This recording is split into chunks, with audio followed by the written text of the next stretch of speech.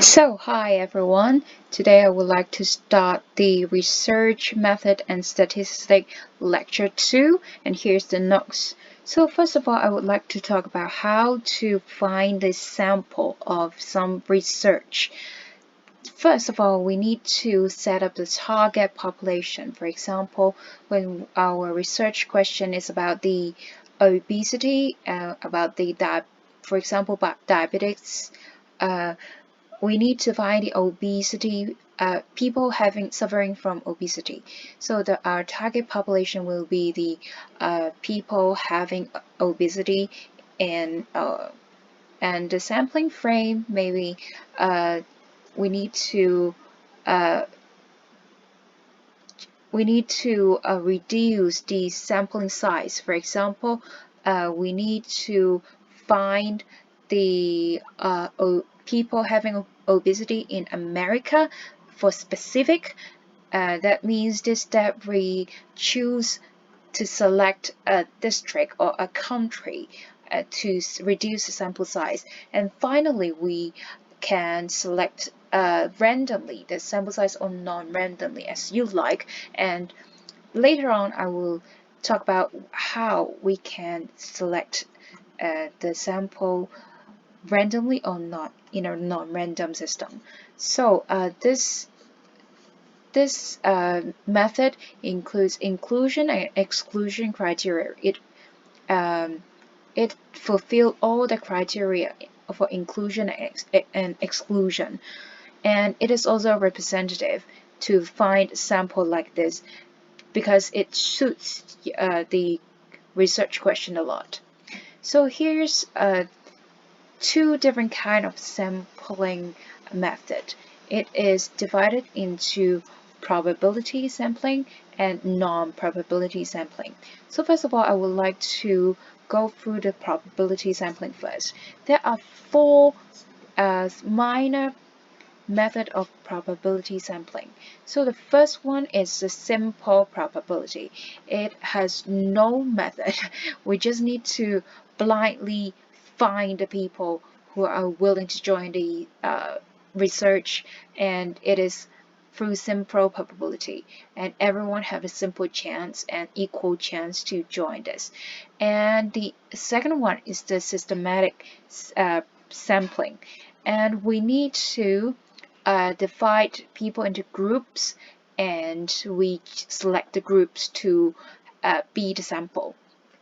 And the third one of the probability sampling is the stratified, and it has a ratio. For example, we need to, for example, when the scientists said that the sampling, the gender ratio of this sample should be 5 to 4 for female to male, and we should follow this specific gender ratio, and this is stratified sampling. And the last one of the probability sampling is the cluster sampling, and it is step by step. For example, we need to, for example, for the case in Hong Kong, we need to first allocate 18 districts, and we need to find out 5 districts we want to select. And for example, we choose 2 schools in every district, and from each school we also choose 20 students randomly. So this is a cluster probability sampling. So for the non-probability sampling, there are also 4 kinds of sampling. The first one is the convenience and non-probability sampling. For example, when you are on the street, you want to select sample by people who walk past. I just choose the first 50 people who walk around me and who are willing to join this sample. So this is the first convenient non-sampling method, because it basically is very convenient.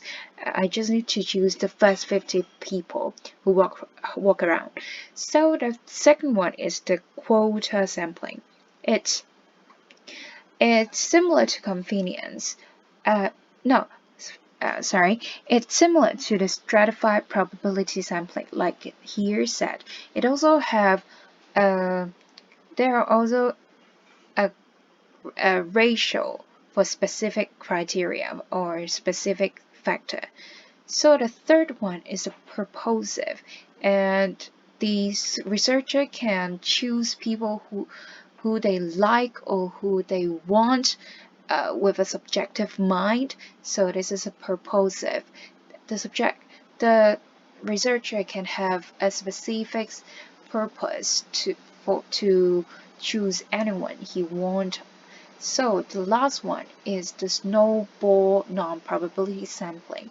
It is that the researcher simply find the first person to join his sampling, and he asks this first person and first sample to spread this result and to introduce and invite other people he know to join the sampling also, and this is a snowball effect.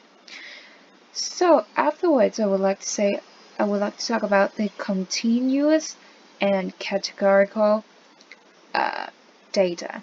So continuous data includes ratio and interval.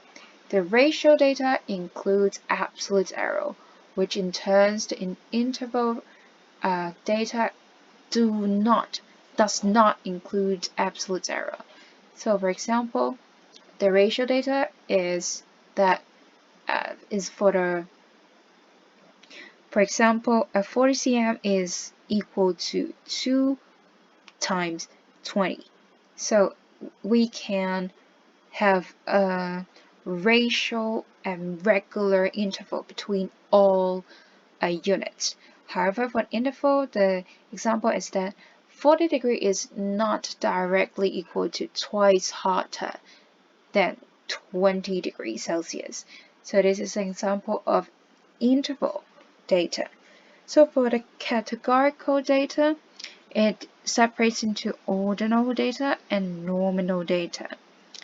Ordinal data, as I've written in a Chinese, it is about the non-regular interval. And the nominal data is that there is basically no interval.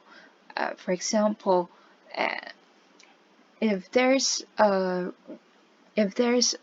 multiple choice asking you to choose whether you are happy, you're sad, you're upset, you're disappointed, so these 4 choices have no regular interval between them.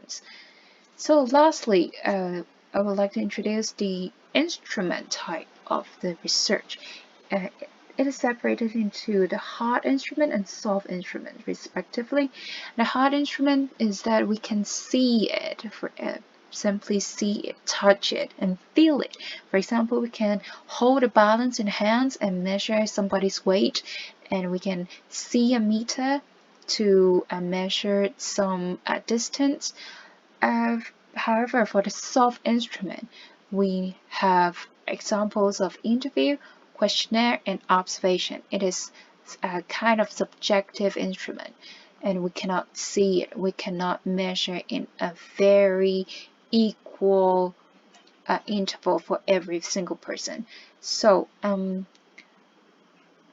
would like to say both instruments have their extent of unreliability and validity. So I cannot generally stereotype old instrument that I've said.